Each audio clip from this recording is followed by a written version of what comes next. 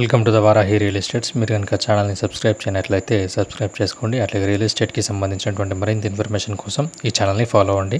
ఇప్పుడు మనం చూస్తున్నటువంటి ల్యాండ్ ఉన్నటువంటి లొకేషన్ వచ్చేసి ములుగు మండల కేంద్రం దగ్గరలో ఉన్నటువంటి ల్యాండ్ ఇది మెయిన్ రోడ్. ఇది మెయిన్ రోడ్ నుంచి మనకు ఫస్ట్ బిట్ అనేది సేలింగ్కి అయితే రావడం అయితే జరిగింది.